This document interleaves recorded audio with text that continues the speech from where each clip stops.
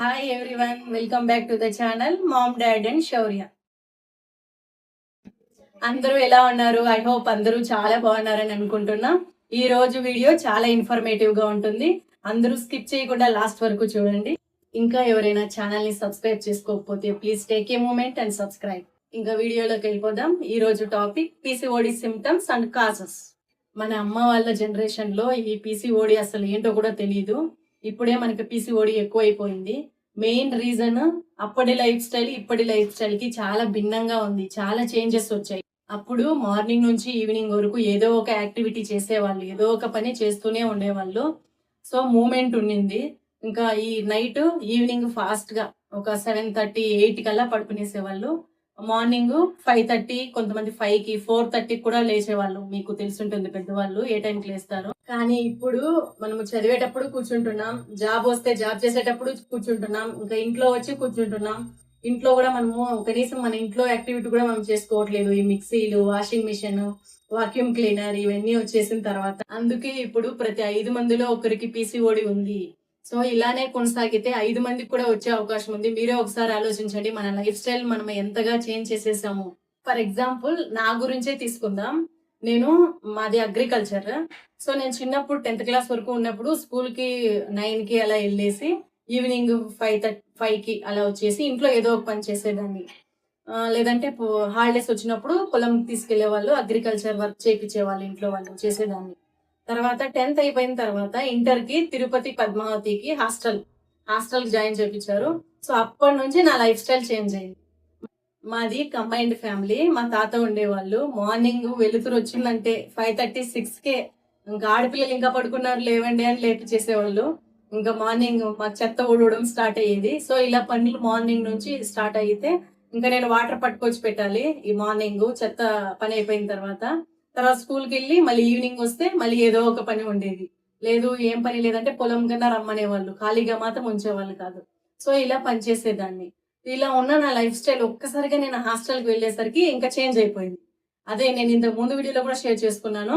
అప్పటి నుంచి నా అనారోగ్యంకి, నా పీసీఓడికి బీజం పడింది. హాస్టల్లో ఎలా ఉంటుందో మీకు తెలుసు కదా. మా ఇక్కడ ఇంట్లో 5:30, 6కి లేచేదాన్ని.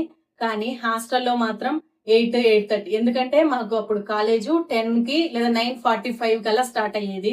ఇంకా మనం ఎంత టైం 8, 9కి లేచినా కూడా రెడీ అయ్యి వెళ్ళిపోవచ్చు. ఇంకా మనం ఎగ్జామ్ ముందు చదివే వాళ్ళం, లేదంటే ఒక 3 మంత్స్ బ్యాక్ నుంచి 4 మంత్స్ బ్యాక్ నుంచి చదివే వాళ్ళం. కానీ మనం సంవత్సరం అంతా చదవము కదా, లెసన్స్ జరిగేటప్పుడు చదవము. సో ముందుగా లేచే వాళ్ళం కాదు. ఓన్లీ ఎగ్జామ్స్ టైం అప్పుడు మాత్రమే బాగా పొద్దున్న లేచి చదవడం, 3 గంటలకు లేచి చదవడం అలా ఉండేది.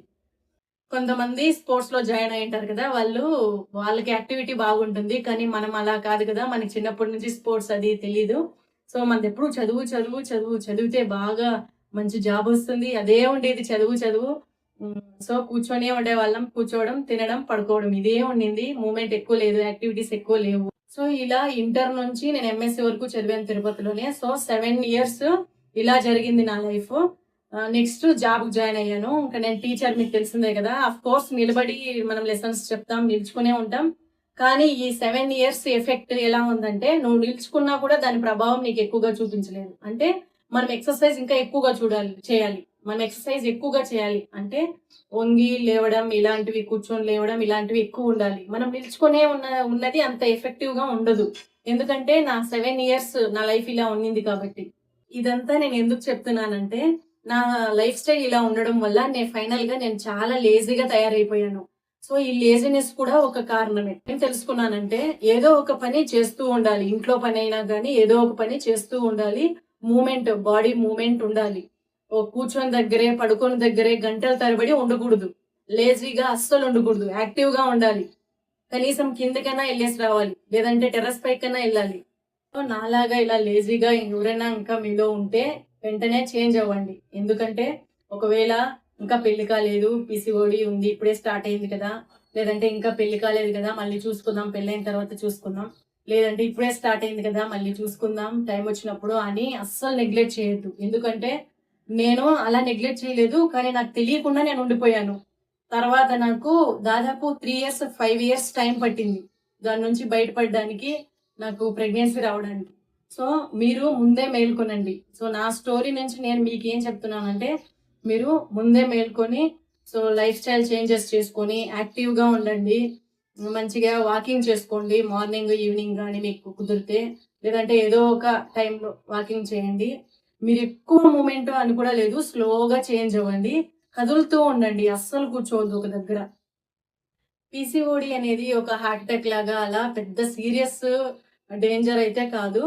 కానీ నువ్వు సీరియస్‌గా తీసుకున్నంత వరకు అంటే ఫర్ ఎగ్జాంపుల్ ఇప్పుడు పీసీఓడి ఉంది అంటే మనకి పిల్లలు పుట్టేది లేట్ అవుతుంది.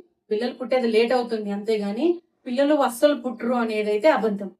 నువ్వు దాన్ని సీరియస్‌గా తీసుకొని ఎక్సర్సైజ్ చేసి మంచి డైట్ తీసుకొని నువ్వు సీరియస్‌గా ఉన్నావనుకో కన్సిస్టెంట్‌గా నీకు అన్ని సెట్ అవుతుంది. హార్మోన్స్ అన్ని బ్యాలెన్స్ అవుతాయి. సెట్ అవుతుంది. పిల్లలు పుడతారు. లేదు నువ్వు లైట్ తీసుకున్నావు, ఇగ్నోర్ చేసావు అనుకో. సో అది ఖచ్చితంగా నీకు సీరియస్ ప్రాబ్లమ్ అయి కూర్చుంటుంది. అప్పుడు నీకు టైం వచ్చినప్పుడు పెళ్ళైపోయి ఇంకా నాకు పిల్లలు కావాలన్నప్పుడు చాలా కష్టమైపోతుంది. అప్పుడు నువ్వు గైనకాలజిస్ట్ దగ్గరికి తిరగాలి. అప్పుడు చాలా వాకింగ్ చేయడం ఇవన్నీ చాలా కష్టపడాలి. డైట్ అవి ఒక్కసారిగా నువ్వు అప్పుడు చేయాలంటే చాలా కష్టమైపోతుంది. టైం కూడా చాలా తీసుకుంటుంది. సో కాబట్టి ముందు నుంచినే లైఫ్ స్టైల్ చేంజ్ చేసుకొని సీరియస్‌గా తీసుకొని అన్నీ చేయండి. నెక్స్ట్ పీసీఓడి సింప్టమ్స్‌కి వస్తే నాకు పీసీఓడి సింప్టమ్స్ ఎలా ఉండింది? సో నేను ఇంతకు ముందే కొన్ని సింప్టమ్స్ చెప్పాను. ఫస్ట్ అయితే ఇర్రెగ్యులర్ పీరియడ్స్. నాకు 2 మంత్స్, 3 మంత్స్, 4 మంత్స్ అయినా వచ్చేది కాదు నేను హాస్టల్‌లో ఉన్నప్పుడు. నెక్స్ట్ హెవీ పెయిన్ ఉండింది. Hair fall, pimples. ఇది నా సింప్టమ్స్. నాకు పీసీఓడి సింప్టమ్స్ ఒక్కొక్కరికి ఒక్కోలా ఉంటది. ఇంకా నార్మల్‌గా పీసీఓడి సింప్టమ్స్ ఎలా ఉంటాయంటే చాలా మందికి ఇర్రెగ్యులర్ పీరియడ్స్. ఇంకా ఇర్రెగ్యులర్ పీరియడ్స్‌లో కూడా తెలుసు కదా! కొంతమందికి 45 డేస్‌కొస్తది. కొంతమందికి 3 మంత్స్ అయినా రాదు. కొంతమందికి టాబ్లెట్స్ వేసుకుంటేనే వస్తది. Next abnormal hair. పీసీఓడిలో మళ్ళీ 2 ఉంటాయి. ఒకటి లీన్ పీసీఓడి, ఇంకొకటి వెయిట్ ఎక్కువగా ఉంటారు కదా! ఆ పీసీఓడి. సో ఈ వెయిట్ గెయిన్ ఉన్న పీసీఓడి గురించి చెప్తే వాళ్ళు కంటిన్యూస్‌గా ఒక 5 కేజీ అలా స్లోగా గ్రాడ్యువల్‌గా తగ్గారనుకోండి వాళ్ళకి ప్రెగ్నెన్సీ అందుకుంటుంది. అలా కాకుండా లీన్ పీసీఓడికి వచ్చామనుకోండి అంటే నేను అప్పుడు సన్నగా ఉన్నాను. ఇప్పుడు డెలివరీ తర్వాత లావయ్యాను. అప్పుడు సన్నగా ఉన్నాను. సో నేను అప్పుడు బాధపడేదాన్ని. అరే నాకు ఈ లీన్ పీసీఓడినే ఎందుకు వచ్చింది? నేను వెయిట్ అయినా ఎక్కువగా ఉండింటే కష్టపడి తగ్గింటాను. సో నాకు ప్రెగ్నెన్సీ వచ్చేసి ఉంటుందని ఎన్నో సార్లు బాధపడ్డాను. కానీ ఆ వెయిట్ తగ్గడం అనేది అంత ఈజీ కాదు.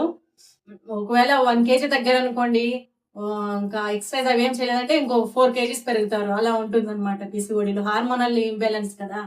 సో నాది లీన్ పీసీఓడి. ఇంకా లీన్ పీసీఓడి గురించి నేను అప్పుడు చాలా సెర్చ్ చేసేదాన్ని. అరే వెయిట్ ఉన్న వాళ్ళకైతే ఇలా ఉంది కదా! మరి లీన్ పీసీఓడి వాళ్ళకి ఇలా ఏం లేదా అంటే సో ఒకవేళ కొంచెం ఎక్కువ వెయిట్ ఉన్నా కూడా దాంట్లో 1 కేజీ, 2 కేజీ తగ్గినా చాలు. ఒకవేళ తగ్గకపోయినా డైట్, ఎక్సర్సైజ్ ఇవన్నీ కన్సిస్టెంట్‌గా చేస్తూ ఉంటే వస్తుంది లీన్ పీసీఓడి వాళ్ళకి కూడా. ప్రాబ్లమ్ ఏం లేదు. ఇంకా మీకు ఏదైనా డౌట్స్ ఉంటే లేదంటే మీరేమైనా నాకు చెప్పాలనుకుంటే కామెంట్‌లో మెసేజ్ చేయండి. ఖచ్చితంగా నేను రిప్లై ఇస్తాను. నేను అప్పుడు చాలా స్ట్రగుల్ అయ్యాను. సో ఆ స్ట్రగుల్ ఎలా ఉంటుందో నాకు తెలుసు. సో మీకు ఏదైనా డౌట్స్ ఉన్నా ఏమున్నా మీరు నాతో షేర్ చేసుకోవచ్చు. మా ఫ్రెండ్స్ కూడా కొంతమంది నువ్వు చెప్పే వీడియోస్ మోటివేషన్‌గా ఉన్నాయి. అలానే కంటిన్యూ చెయ్యి అన్నట్టు చెప్పారు. కానీ నాకు ఇంకా ఎక్కువ వ్యూస్ రావట్లేదు, సబ్స్క్రైబర్స్ రావట్లేదు అని నేను ఫీల్ అవుతూ ఉన్నాను. సో మీకు ఇలాంటి వీడియోస్ ఇంకా కావాలంటే మీరు నన్ను మోటివేట్ చేయాలంటే లైక్ చేసి, సబ్స్క్రైబ్ చేసి నన్ను సపోర్ట్ చేయండి. Thank you for watching.